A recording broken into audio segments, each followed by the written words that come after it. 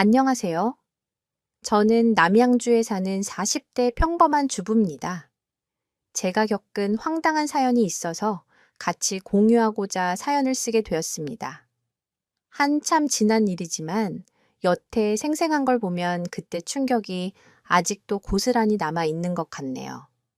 그 충격의 원인은 바로 심호 때문입니다. 얼마나 장손을 감싸고 도는지 정말 진절머리가 날 정도였으니까요. 제 아이들과 대놓고 비교하기 시작하면 정말 자존감이 뚝뚝 떨어집니다. 저는 그걸 1년 동안 겪고 살았네요. 그럼 진절머리, 나는 시모 이야기 한번 들어보실래요? 저랑 남편은 맞벌이로 그냥저냥 살고 있습니다.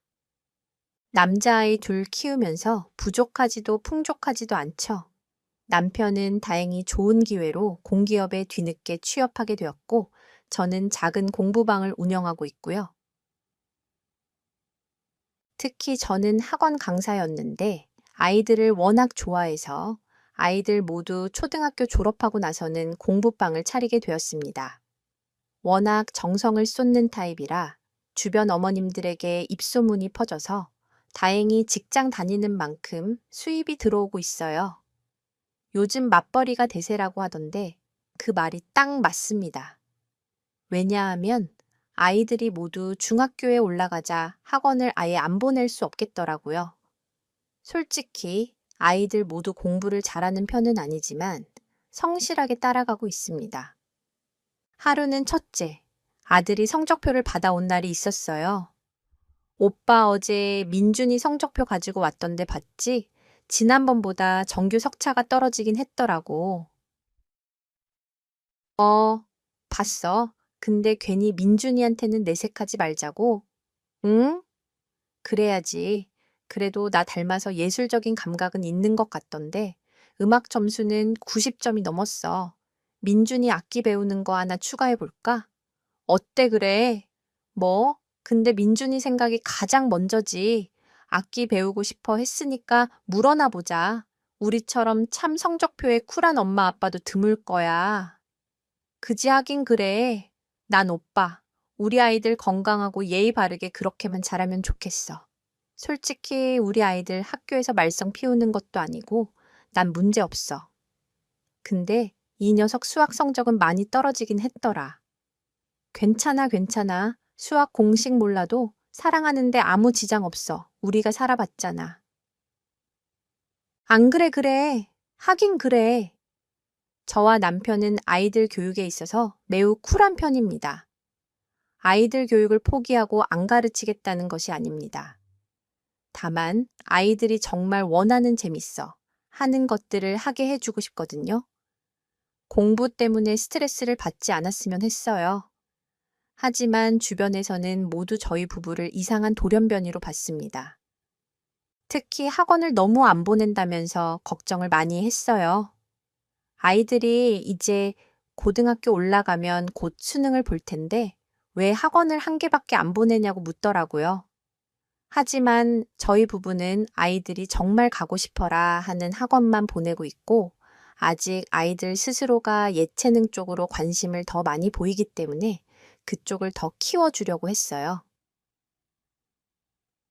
가치관이 조금 다른 것뿐인데 저희 부부와 아이들을 돌연변이라고 생각하는 게 좀 안타까웠습니다. 사실 공부를 열심히 하고 학원 다니는 것도 좋다고 생각해요. 하지만 저희 아이들에게 그게 맞지 않았기 때문에 아직은 욕심을 내지 않았을 뿐이었죠. 그런데 이런 상황을 가장 못마땅하게 보는 사람이 있었습니다. 바로 시어머님이었죠. 하루는 명절에 식구들이 함께 모인 날이었어요. 시모 때문에 정말 끔찍하게 가기 싫었지만 저만 안 가기 눈치 보여서 반나절만 있다가 오는 걸로 했습니다. 남편에게 반나절만 있다가 영화를 보러 가자고 미리 이야기를 해 두고 갔어요. 어머님, 저희 왔어요. 그래, 어서 와라. 들어가 보니 벌써 큰아주버님께서 오셔서 술판을 벌이고 계셨습니다. 남편에게는 4살 차이라는 형이 한 명 있는데 문제의 큰 아주버님이었죠. 평범한 직장인이신데 2년 전 이혼을 하셨습니다. 그 뒤로 시모의 모든 관심을 받는 분이었죠. 왜냐하면 이혼한 뒤에 술을 너무 좋아해서 말썽을 피우고 다니셨기 때문입니다. 음주운전을 해서 면허 정지가 된 적도 있었고, 또 한 번은 술을 먹고 지하철에 누워 정신을 잃고 쓰러져서 시모에게까지 연락이 갈 정도로 인사불성이 된 적도 있기 때문이죠. 이혼하기 전에는 전혀 이런 일이 없었는데 이혼 후에 급격히 변하셨습니다. 그래도 유일하게 큰 아주버님에게는 똑똑한 외동아들 진호가 있어서 시모가 엄청 이뻐하셨어요. 진호도 와 있었네. 잘 지냈어. 네. 와, 우리 진호 키 많이 컸다. 너가 지금 고트에 이제 올라가지. 와, 반에서 몇 등으로 커? 그건 왜요? 그냥 크죠? 뭐, 근데 민준이랑 민성이는 키가 그대로인 것 같은데요. 응? 안 그래. 우리 민성이 이제 중2인데 이 정도면 큰 거 아니야. 그래도 우리 아이들은 귀엽잖아. 형이니까 이쁘게 봐줘. 이게 큰 거라고요. 저 초등학교 4학년 때랑 비슷한데요. 큰아주버님의 외동아들, 진호는 정말 말을 얄밉게 했어요. 참 마음에 안 들었습니다. 요즘 아이들 워낙 솔직하고 자기 할 말 모두 하니까 그런가 보다 하고 넘어가려고 했어요. 그런데 은근히 우리 아이들 무시할 때마다 한 대 머리통을 쥐어박아 주고 싶었습니다. 그런데 아니나 다를까 한창 밥을 먹고 있는데 시모가 또 아이들 비교를 시작하더라고요. 진호야, 너 좋아하는 갈비찜 했어. 많이 먹어라. 아, 맞다. 맞다. 내 정신 좀 봐라. 자, 다들 여기 주먹. 우리 엄마 또 들뜨셨네. 뭔데 그래. 엄마 우리 장손 진호가 얼마 전에 전교 1등을 했습니다. 모두 박수. 이야, 이게 무슨 일이야. 가문의 영광이다. 가문의 영광? 와, 너 삼촌한테 왜 말 안 했어? 대단한데 녀석 축하한다. 뭐가 대단해요? 그 정도를 못하는 게 이상한 거죠. 민준이는 몇 등 했어요? 저번에 수학인가 전교 꼴등 하지 않았어요. 예, 진호야. 너 동생 놀리는 거 아니야? 우리 진호 열심히 노력해서 성적 잘 나온 건 알지만 동생들한테 굳이 그렇게 이야기는 안 했으면 조심해 줄 수 있지. 형으로서 저는 도저히 참을 수가 없었어요. 공부를 잘하는 것과 별개로 최소한의 대화 예절은 지켜야 한다고 생각했기 때문입니다. 가족이라는 이유로 무조건 감싸는 건 아니라고 생각했죠. 그리고 워낙 진호가 공부를 잘하니 상대적으로 우리 아이들이 위축당할 수밖에 없었어요. 그런데 시모는 그런 진호를 장손이라는 이유로 감싸고 돌았습니다. 예, 넌 뭐 그렇게 이야기하니? 농담도 못하니 진호 무안하게. 아니, 그리고 우리 진호가 틀리게 말한 거 있어. 참나. 너도 엄마지만 이럴 때는 따끔하게 이야기하고 형한테 배우라고 이야기하고 그러는 거야. 오히려 배울 점이 많은 형한테 너야말로 갑자기 웬 소란이냐. 그리고 수학 정교에서 골 짜는 게 잘한 건 아니잖아. 그렇게 하라고 해도 못하겠다.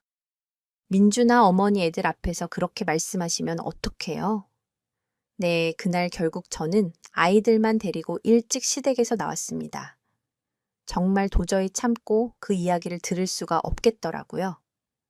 아이들을 인격적으로 모독하는 건 절대 참을 수 없었습니다. 원래 시모가 이 정도까지는 아니었는데 큰 아주버님이 이혼하고 난 후 더 심해지셨어요. 아마 장손인 진호가 엄마 없이 자라는 모습을 지켜보시면서 감싸주려고 하시는 것 같은데 아이들과 비교하는 게 말이 되나요?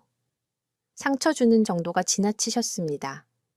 시모는 일찍이 남편과 사별하셨기 때문에 혼자 악착같이 두 아들을 키우셨어요. 본인이 고생한 걸 자식들 또는 장손에게 대리 만족하고 싶은 느낌도 들었습니다. 그 마음을 이해는 하지만 그렇다고 우리 아이들이 상처받는 걸 그대로 지켜보고 있을 수는 없었어요. 저는 엄마니까요. 남편은 그날 껄끄러운 사건 때문에 저와 아이들에게 사과를 했습니다. 다행히 남편은 시모와 제 사이에서 중간 다리 역할을 잘해 주었고, 무엇보다 아이들이 상처받지 않도록 많은 대화를 해 주었어요. 다행히 아이들은 어릴 적부터 자존감 하나는 강하게 키웠기 때문에 이 정도 일로 상처받지는 않았습니다. 오히려 웃어 넘기더라고요. 저는 그 모습이 더 가슴 아팠지만 없는 셈 치고 그때 그 일도 넘어가는 듯 했습니다. 그런데 한 달 후 뜬금없이 시모가 저랑 남편만 따로 부르셨어요. 정말 어색하고 짜증도 나서 가기 싫었지만 어른이 부르셨는데 아예 무시하는 것도 마음이 좀 불편했습니다.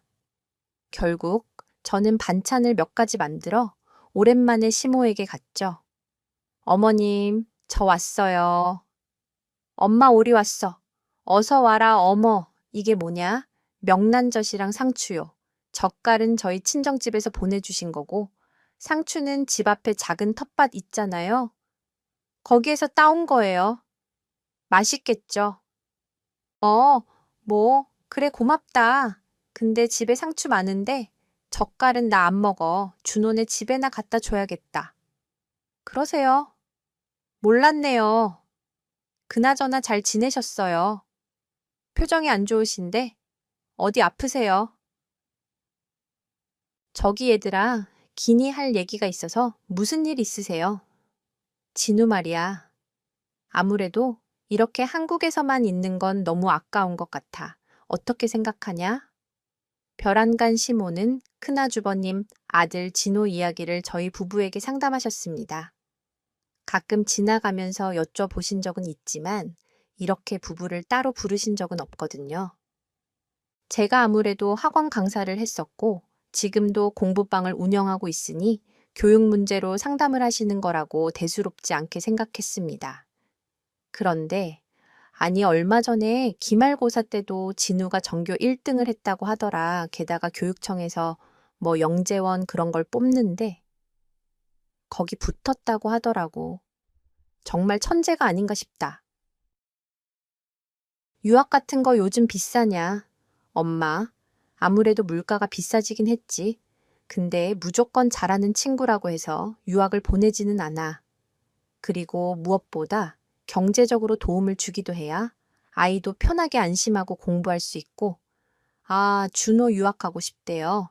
뭐 진호가 이야기한 건 아니고, 형 봐라, 지금 이혼하고 자리 못 잡고 있잖아, 자기 아들은 전교 1등의 영재니 천재니 이러는데 합의라는 게 술이나 먹고 있고 내가 제명에 못 살지.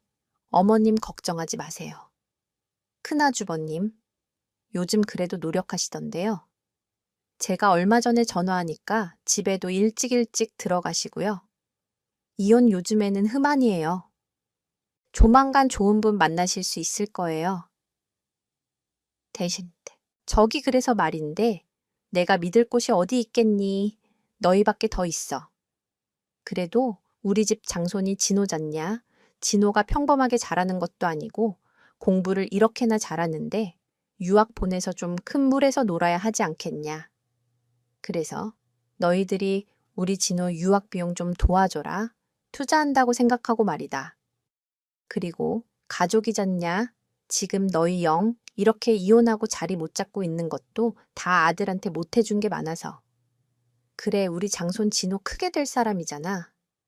너희도 나중에 보상받을 수 있을 거다. 어떻게 생각하냐? 많이도 아니야. 일단 2년 정도는 갔다 와야 하지 않겠냐. 어머님, 지금 진호 유학 가는 비용을 저희 보러 부담하라는 말씀이신가요? 그래, 그 정도는 해줄 수 있지. 가족이 좋다는 게 뭐냐. 그리고 요즘 공부방도 잘 되고 민철이야. 뭐 워낙 공기업이라 직장 튼튼하겠다. 뭐가 문제야? 너도 조카 한 명 살린다고 생각하고 투자 좀 해라. 시모는 정말 브레이크가 없는 자동차처럼 앞으로 달리더라고요. 갑자기 장손 진우의 유학을 보내고 싶다면서 그 비용을 부담해 달라고 부탁하셨습니다. 너무 당황스럽고 화가 나기도 했어요. 제가 왜 그걸 부담해야 하는지 명분이 없었습니다. 어머님 진호 공부 잘하는 거 알죠? 근데 정말 저희도 돈 없어요. 아시겠지만 저희도 민준이 민성이 내년이면 모두 고등학교 올라가잖아요. 그래서 만약 대학교 가게 되면 아이들 등록금도 마련해야 하고 무엇보다 집 대출이 아직 남아 있어요. 월급 받는 족족 나가는 게 더 많아요. 마음을 알겠지만 저희는 도와드릴 순 없을 것 같습니다. 죄송해요. 딱 잘라 거절했습니다. 정말 도와드릴 수 있는 형편이 아니었거든요. 그리고 유학 2년이 말이 2년이지 제대로 하려면 식비에 주거비 등 얼마나 많은 것들에 돈이 드는지도 익히 알고 있었습니다. 다행히 남편도 확실히 거부 의사를 밝혔어요. 엄마, 미안해 진호까지 우리가 거둘 수는 없어. 그리고 형 건물 하나 있잖아. 오히려 우리보다 자산 많을 거야. 또 우리도 우리 아이들 챙겨야지. 진호 한국에서 공부하면서도 많이 배울 수 있을 거야. 너무 걱정하지 마. 야, 너 결혼하고 이제 자기 식구 편드는 거냐? 참 나 엄마 이야기 끝나지도 않았어. 이 녀석아 현실적으로 생각을 해봐라. 민준이 민성이 걔네한테 돈 쓰는 게 맞겠니? 아니면 우리 진호같이 똑똑한 아이한테 투자하는 게 맞겠니? 유학 보내면 진호는 장차 큰일 할 사람이 될 거야. 그런 기회를 우리가 주면 어떻겠냐는 거야. 너희는 그래도 맞벌이잖아. 진호는 얼마나 불쌍하니? 부모가 이혼하고 자기 챙겨주는 사람 하나 없고 아빠는 술이나 먹고 있고 니들이 유학 자금을 태는 게 맞아. 응? 민준이 민성이 같은 애들 백날 키워봤자 소용없어. 맨날 꼴찌만 하는 애들이 뭘 하겠니? 응? 싹이 노랗지. 어머니 뭐라고요? 싹이 노랗다니요? 우리 아이들 얼마나 성실하고 착한 아이들인데요. 어머님, 그런 비교하는 말은 이제 그만하세요.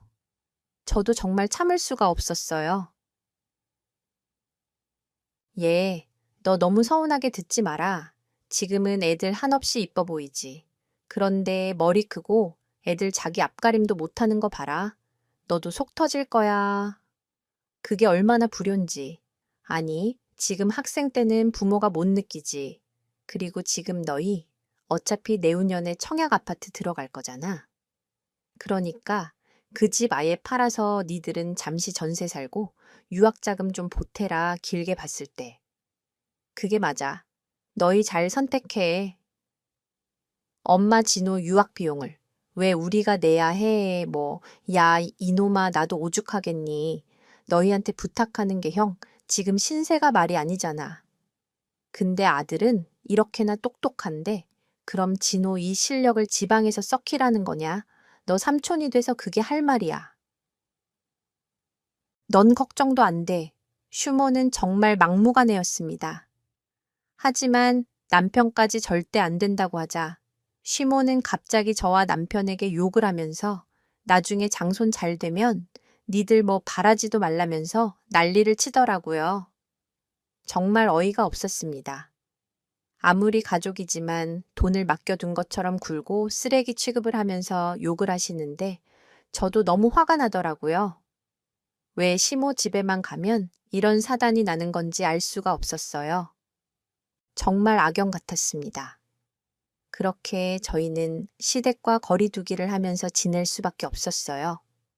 남편도 이번 일만큼은 시모에게 실망한 것 같았습니다.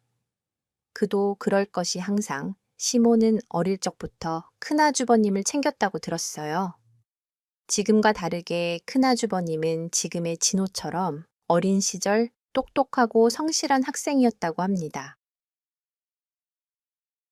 그래서 시모는 장남에 대한 기대를 한껏 하셨고 학원이며 학습지며 모두 형에게 먼저 기회가 갔다고 했어요. 남편이 나중에 하소연하듯이 이야기해 주었습니다.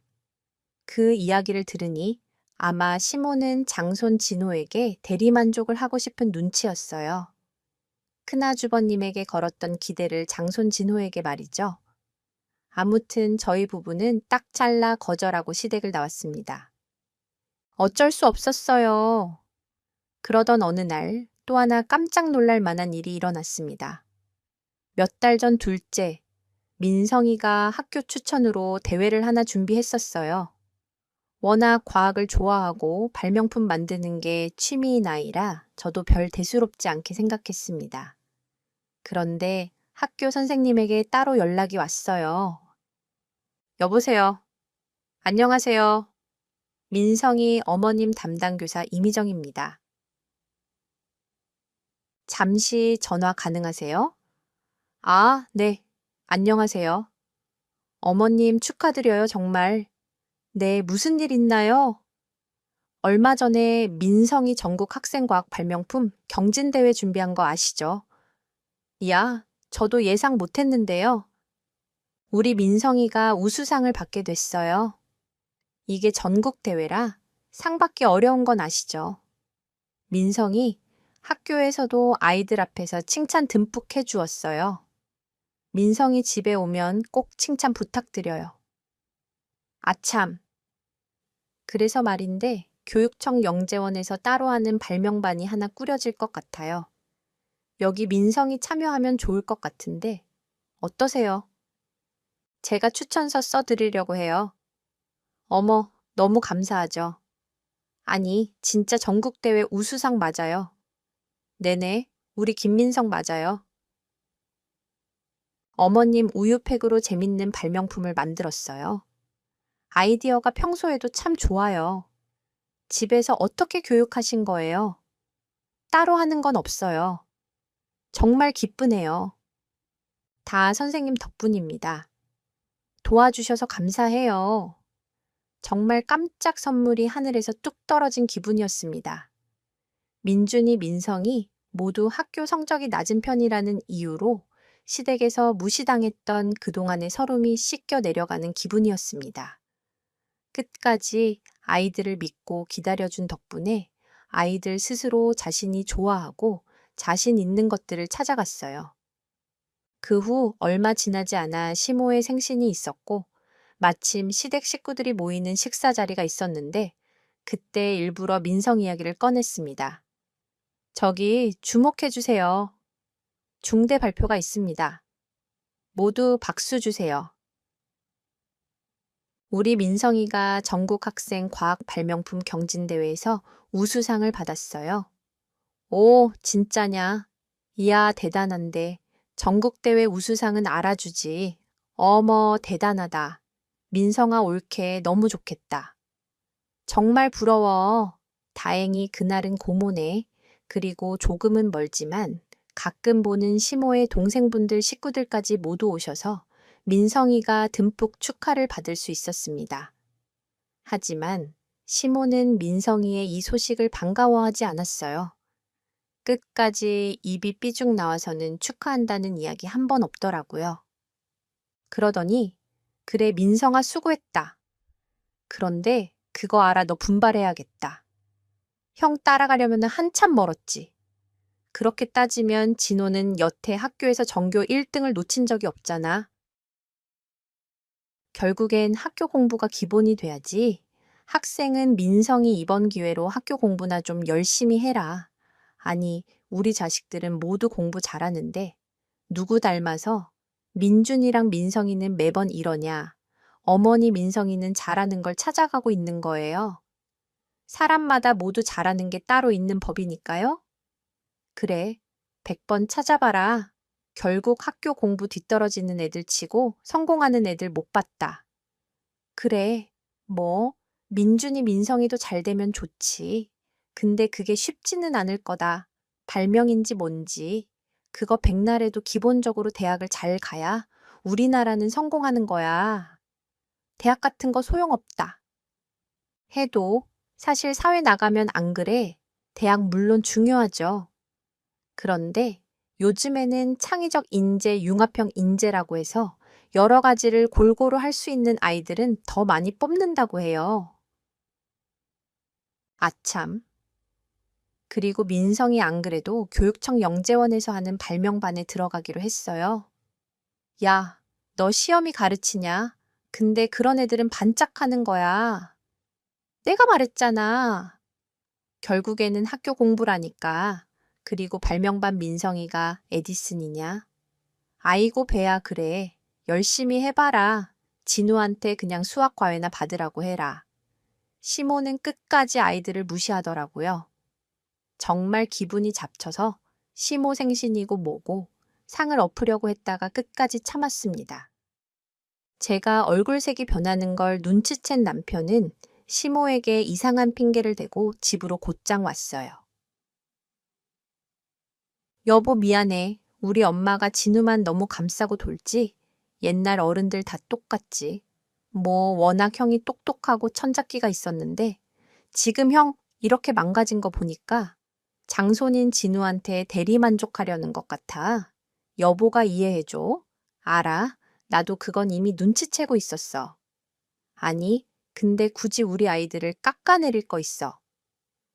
나 무시하는 건 참겠는데 우리 아이들 마음에 상처 주는 건 절대 못 참아. 엄마한테 내가 이 부분 확실히 말해.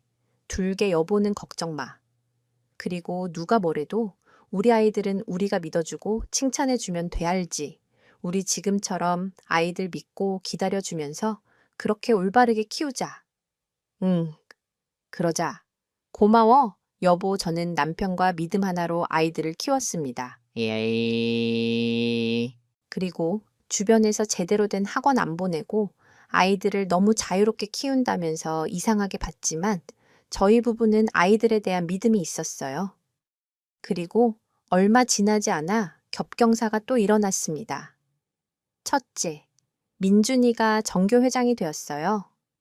본인이 나가고 싶다고 해서 응원하고 믿어주었는데 평소 친구 관계가 좋았던 덕분에 아이들에게 표를 많이 받은 모양이었습니다. 전교회장이 된 이후 첫째, 민준이는 더욱 모범적인 생활을 하게 되었고 그 덕분인지 아이 성적이 급격하게 올라가더라고요. 다음 기말고사에서 전교 8등을 하게 되었습니다. 지방에 있는 중학교였지만 나름 학구열도 높고 아이들 평균 점수도 높은 편이라 쉬운 일은 아니거든요. 2달 반 사이에 일어난 기적이었습니다. 아들 장하다. 히히 기뻐. 엄마 아빠, 저는 부모님에게 보여주기 위해 공부하지는 않아요. 하지만 이번에는 진짜 보여드리고 싶었어요. 가끔 할머니 댁 가면 진호 형이랑 저희 비교하시잖아요. 그때마다 죄송했거든요. 무슨 소리야. 우리 아들 성적이 너희 인생의 성적표는 아니야. 알지. 너가 최선을 다했으면 그걸로 된 거야. 그리고 엄마가 더 미안하다. 할머니는 우리 모두를 사랑하시지만 표현이 서툴러서 그러신 거야. 알지. 네 알아요. 그리고 할머니 보면 좀 외로워 보여요. 그래서 더 진호 형한테 의지하시는 것 같기도 하고요. 아이고, 우리 아들 다 컸네. 그렇게 생각했어.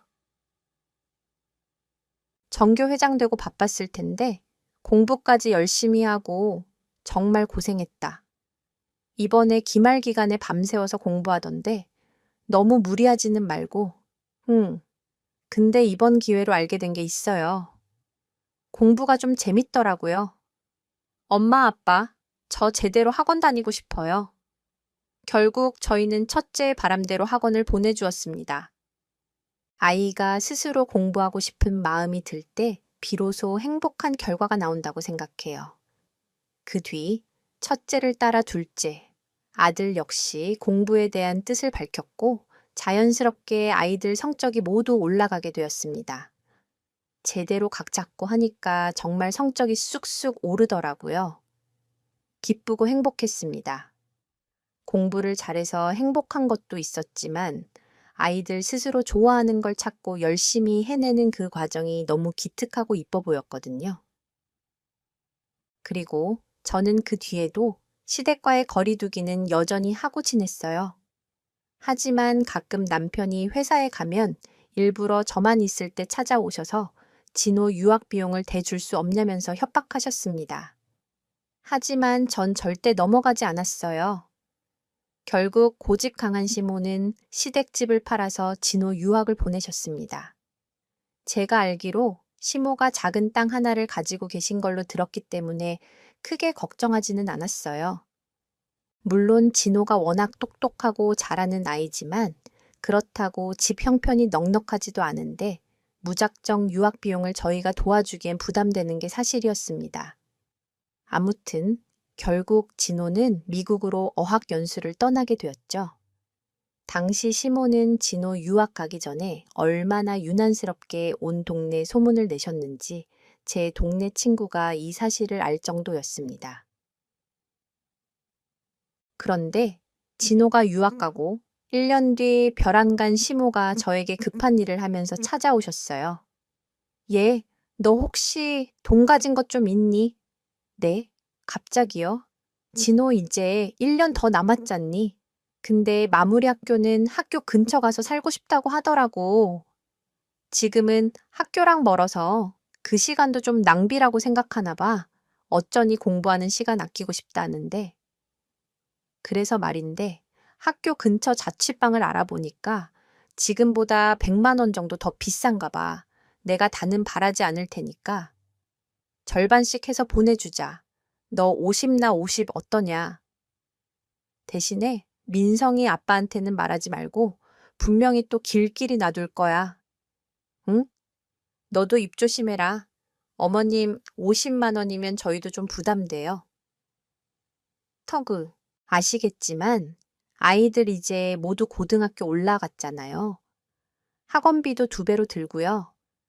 코로나 이후에 공부방도 매출이 살짝 줄어들었어요. 죄송해요. 정말? 그리고 지금 집에 문제가 있으면 모르겠는데 그냥 학교랑 멀다는 이유로 옮기고 싶다는 거면 진호도 진지하게 학교 기숙사 들어가는 게 낫지 않을까요? 이야기해 보셨어요. 예, 진호 예민한 거 몰라. 학교 기숙사는 모르는 친구들이 가득한데 그리고 4명이 같이 쓰다가 무슨 불편한 일이라도 있어서 공부에 방해되면 어쩌려고. 그럼 너가 책임질 거야. 내가 너희 사정 뻔히 아는데 왜 이래 50만 원이면 크게 부담 안 되잖아. 민성이 그 악기 하프 학원 다니는 거, 그거 하나 빼라. 그럼 되겠네. 어머님, 저 농담 아니에요. 저희 진짜 부담돼요. 그리고 민성이 유일하게 여태껏 다니는 학원이 하프 학원이에요.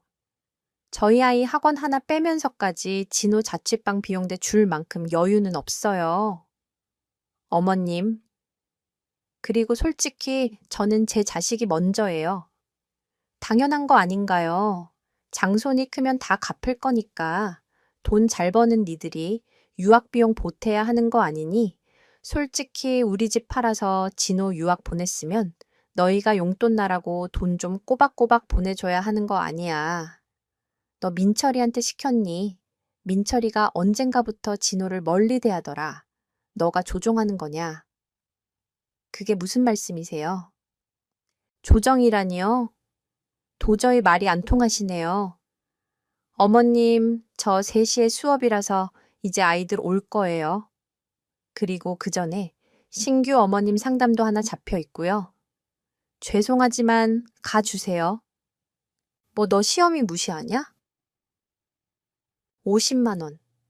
너 그거 뭐가 아깝다고? 이 난리야. 민철이한테는 말하지 말고 너가 나한테 한 달에 한 번씩 넣어주면 되잖아.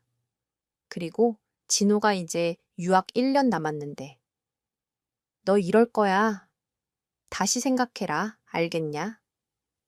저는 시모가 맡겨둔 돈이 있는 것처럼 대할 때마다 미칠 것 같았습니다.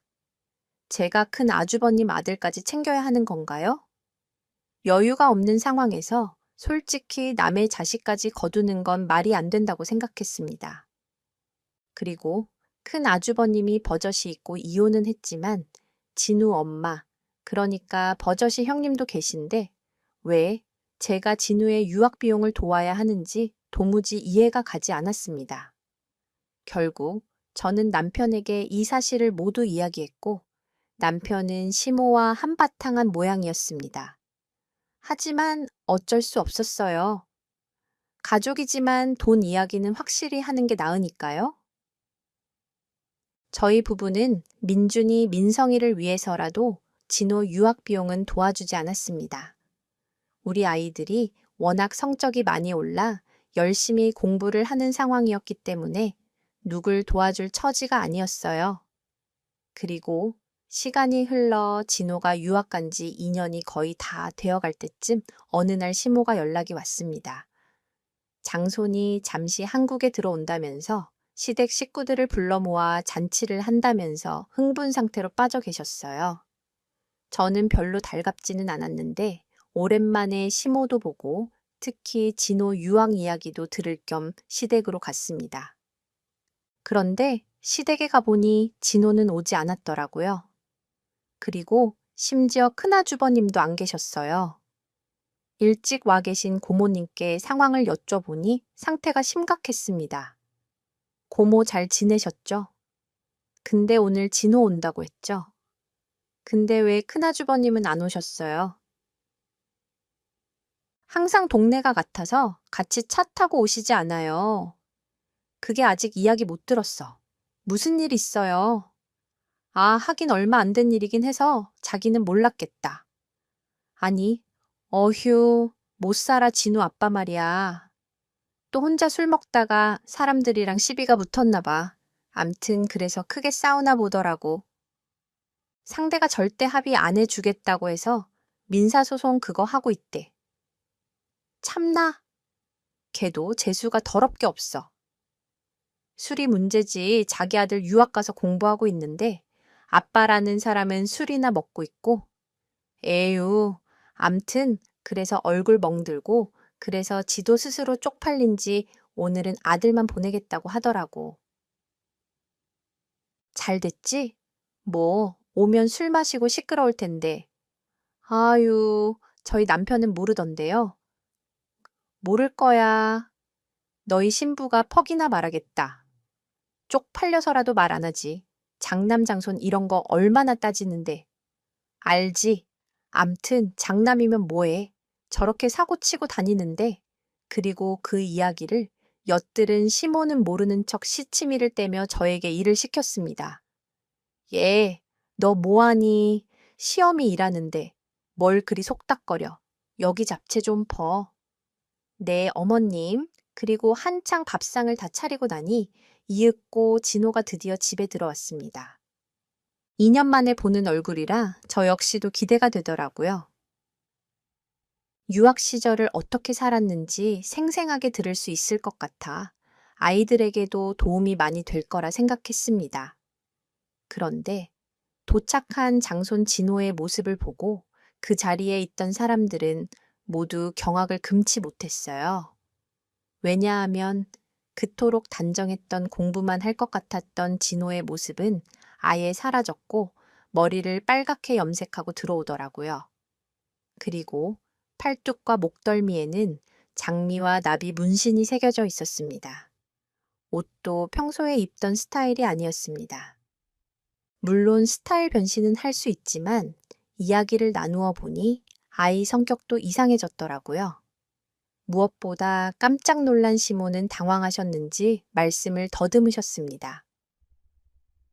진호 왔구나. 어휴, 어서 와라. 네, 어머 진호야. 너 유학 다녀오더니 스타일이 많이 달라졌다 제가요. 저 원래 이랬는데 건강히 잘 다녀왔니? 언제 온 거야? 아, 몰라요. 저 배고파요. 밥 줘요 제가 말을 걸어봤더니 진호의 평소 모습은 전혀 찾아볼 수가 없었습니다. 어딘지 모르게 나사가 빠진 아이처럼 굴더라고요. 심지어 어른들이 수저도 들지 않았는데 혼자 씩씩거리면서 밥을 허겁지겁 먹었습니다. 저는 그 모습을 보고 확실히 뭔가 이상하다고 느꼈죠. 하지만 시모는 끝까지 장손을 감싸더라고요. 아이고, 이것도 먹어라 배고팠니? 너 한국 왔으면 전화를 할 것이지. 내가 아빠한테 전해드려야 하냐? 이고사 할머니 전화 좀 그만하세요. 안 그래도 그 얘기 하려고 했는데, 뭐? 아니, 내가 얼마나 했다고 그래. 그리고 너 학교 끝나는 시간, 학원 가는 시간 다 요일마다 체크하고 집에 있을 것 같은 시간에만 전화했는데, 안 그러냐 그러니까요? 집에 오면 저도 쉬어야죠. 전화를 하루에 5번 넘게 하는 할머니가 어딨어요. 그건 그렇고, 이제 마지막 시험만 치면 되는 거지. 대학은 어디로 알아보고 있어? 아빠한테 이야기 못 들었어요. 저 유학 때려치울 거예요. 대학도 안 가려고요. 뭐? 너 미쳤어. 무슨 소리야? 이게 말 그대로예요. 공부도 이제 안 하려고요. 지긋지긋해요. 유학 가보니 공부를 왜 하는지 모르겠더라고요. 그냥 젊었을 때 더 놀다가 일이나 하려고요. 야, 너 미쳤어. 너 내가 그렇게 살라고 유학 보냈어. 그러니까요? 왜 유학 보내셨냐고요? 제가 언제 가고 싶다고 했어요. 네, 진호는 연신 시모에게 막말을 쏟아냈고 그 와중에 밥을 짭짤대면서 먹었습니다. 계속해서 시모에게 충격적인 이야기를 쏟아내니 시댁 식구들 모두 진호 눈치를 보면서 밥을 먹게 되었습니다. 왜냐하면 금방이라도 사단이 날 것 같은 분위기였거든요. 결국 시모는 진호에게 한마디 했습니다. 야, 김진호, 넌 내 자식이고 내 하나뿐인 장손이야. 알지, 내가 널 어떻게 생각하는지. 너 지금 머리꼬라지하고 다니는 것도 그래. 이게 뭐니? 너 2년 동안 공부 제대로 한 거 맞아? 할머니 이제 그만 좀 하세요. 제가 모를 것 같아요. 할머니, 우리 아빠한테 걸었던 기대 저한테 하는 거잖아요. 저 그거 부담스러워요. 저는 오히려 민준이 민성기처럼 자유롭게 살고 싶다고요. 그리고 할머니가 무슨 제 엄마예요. 엄마 행세 좀 그만해요. 네, 쪽팔려요. 뭐, 너 지금 말 다 했어. 그 소리를 듣자 시모는 뒷목을 잡고 쓰러졌습니다. 제가 봐도 진호가 단단히 미쳤더라고요. 그런데 그럴 만도 했습니다. 시모는 항상 진호에게 거는 기대가 상당했고 부담스러울 정도로 아이에게 공부에 대한 집착을 보였거든요. 결국 그 일이 있고 한동안 시모는 말도 없었습니다. 실어증에 걸린 것 마냥 시모는 힘을 잃었어요. 안타까웠지만 어찌할 도리가 없었어요. 장손만 바라보고 살았는데 그럴 만도 했죠. 그리고 결국 장손 진호는 모든 걸 포기하고 한국으로 아예 들어왔습니다. 안타까운 건 한 학기만 마무리하면 미국 명문 고등학교 졸업이 마무리되는 건데 그것마저도 포기하겠다고 해서 여태 노력했던 것이 물거품이 되고 말았죠. 그 뒤에 큰아주버님은 민사소송이 잘 마무리되었지만 마음을 잡지 못한 진호는 더욱 엇나가게 되었습니다. 왜냐하면 갑자기 아이가 독립을 하고 싶다면서 아예 집을 나가게 되었고 밖에 나가서 이런저런 사고를 치고 다닌다는 소문이 들렸기 때문이죠. 시모는 정말이지 넋이 나갔습니다. 하지만 시모는 여전히 장손에 대한 기대를 버리지 못했고 그 집착은 걱정될 정도로 커졌어요. 왜냐하면 다 큰 진호를 찾겠다고 혼자 밤에 나가셨다가 얼마 전 작은 교통사고를 당하셨거든요. 시모에게 따로 전화를 하니 어머님 괜찮으세요? 아유, 그만하길 천만다행이죠. 아니, 그 밤에 왜 나가셨어요? 우리 진호가 밤마다 술집 나간다는 소문이 있는데 그럼 어쩌냐? 내가 찾아 나가야지. 오히려 그럴 때는 잠깐 내버려 두는 것도 좋아요. 진호 알아서 잘할 거예요. 이제 성인이잖아요. 들어보니까 술집 나가는 건 아니더라고요. 친구들하고 놀았던 건데 동네 사람이 잘못 소문낸 것 같아요. 너무 걱정하지 마세요. 전부 다 내 탓이다. 내가 너무 오냐오냐 키웠어. 저는 장손 사건을 보면서 많이 느꼈습니다. 그리고 원래도 그랬지만 지금도 아이들한테 공부 안 하고 살고 있어요. 공부가 인생의 전부는 아니니까요. 아이들이 정말 원하는 것 행복한 걸 하는 게 길게 봤을 때 더 멋진 투자라고 생각합니다. 현재 저희 아이들은 행복하게 공부하고 있어요. 다행히 첫째는 아예 공부 쪽으로 자기 방향을 잡았고 얼마 전에는 열심히 공부해서 정교 3등까지 했습니다. 둘째는 워낙 과학 쪽에 관심이 많아서 과학고 진학을 앞두고 있어요. 뜻하지 않았지만 아이들 모두 열심히 공부해줘서 정말 다행이었죠. 하지만 저는 절대 아이들에게 공부를 강요하지 않습니다. 여러분도 혹시 아이들에게 공부를 강요하고 계시진 않으신가요? 만약 그렇다면 제 이야기를 들으시면서 차근히 생각해 보세요. 생각보다 아이들은 공부 이외에 잘하는 것들이 꼭 하나씩은 있더라고요.